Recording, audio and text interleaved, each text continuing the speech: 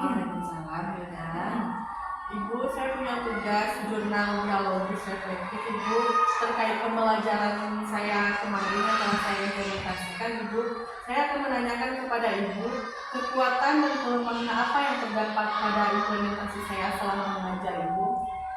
Baik, terima kasih Yuda. Kalau Ibu perhatikan dari praktek mengajar yang sudah dilakukan selama beberapa kali, yang pertama kekuatan yang ibu temukan di dalam pembelajaran. Yang pertama, ibu lihat pembelajaran yang dilakukan itu sudah sesuai dengan perencanaan. Ini kan yang dibuat RPT. Dan juga di dalam pembelajaran, kalau ibu perhatikan kondisi kelas itu sudah aman, sudah kondusif, siswanya tertib, dan juga siswa bisa aktif ibu perhatikan di dalam mengajar. Artinya ada interaksi antara siswa dengan guru, tidak hanya siswa memperhatikan saja, tidak hanya monoton. Itu kalau dari segi kekuatan.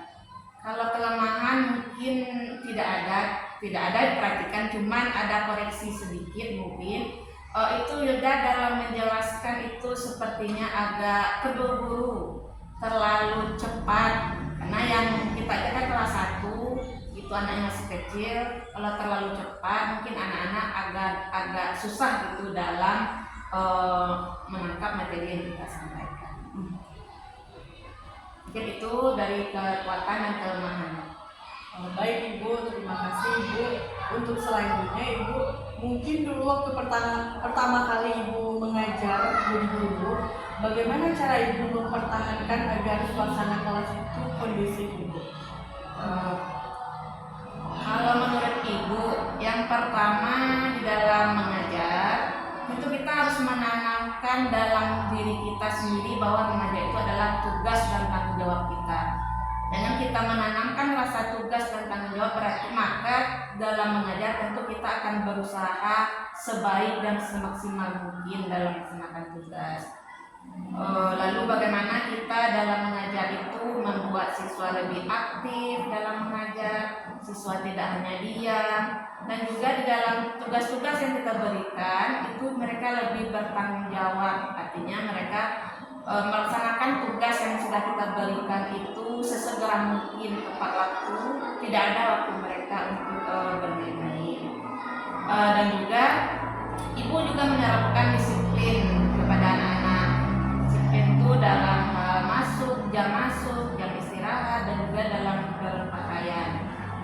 Itu ibu terapkan disiplin itu kontinu setiap hari, sehingga diharapkan anak kita, siswa kita lebih semangat dalam belajar. Mereka merasa kita awasi, merasa kita rangkul, sehingga mereka akan lebih aktif, semangat di dalam melaksanakan pembelajaran dengan kita. Ini itu yang saya berikan. Baik Ibu, terima kasih Ibu. Pertanyaan saya selanjutnya Bu, sekarang kan Ibu saya mengajar di kelas 1 Ibu. Nah, dimana anak-anak kelas 1 itu baru mencicipi dunia pendidikan ya Ibu, habis dari PAUD atau TK ya Ibu. Nah, menurut Ibu apa ice breaking yang cocok untuk anak-anak kelas 1 Bu? Ice breaking ya, seperti yang sudah kita sebutkan tadi, bahwa anak kelas 1 ini masa peralihan dari mereka masanya bermain, banyak masanya dia kan sudah sekolah, cuma masih banyak bermain. Jadi ice breaking yang cocok kalau ibu itu bisa dalam bentuk nyanyian atau bisa dalam bentuk tepuk-tepuk, sehingga anak-anak itu lebih semangat mereka dalam belajar. Tidak hanya mereka kita fokus memberikan materi. Kalau materi saja kita berikan, anak-anak itu akan cepat bosan, karena mereka seperti tadi masa peralihan dari waktu TK mereka masih bermain, jarang belajar sebentar lalu bermain. Makanya kita selingi pembelajaran itu dengan activity nyanyian, tepukan, pokoknya mereka bersemangat dalam belajar. Baik Ibu, pertanyaan saya yang terakhir terkait pembelajaran yang sudah saya implementasikan Ibu, bagaimana tanggapan Ibu dari awal sampai akhir Ibu?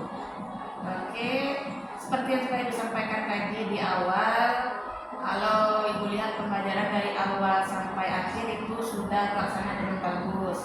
Siswanya sudah aktif, ada interaksi antara guru dengan siswa, dan guru juga selalu memotivasi agar siswanya lebih semangat, lebih aktif dalam belajar. Dan juga ketika akhir pembelajaran sudah dikasih evaluasi dan menyimpulkan pembelajaran. Nanti ketika siswa menyimpulkan itu ada yang salah, langsung dikoreksi. Jadi siswanya diharapkan lebih paham dalam pembelajaran. Dan harapan ibu agar dalam pilda selanjutnya dalam mengajar itu lebih memotivasi siswa agar mereka semangat dalam belajar, bertanggung jawab terhadap tugas-tugas yang kita berikan. Mungkin itu jawaban yang bisa ibu berikan. Baik Ibu, terima kasih atas jawabannya Ibu berikan. Terima kasih sudah meluangkan waktunya Ibu. Mudah-mudahan itu jadi pertimbangan untuk saya dan koreksi untuk saya ke depannya.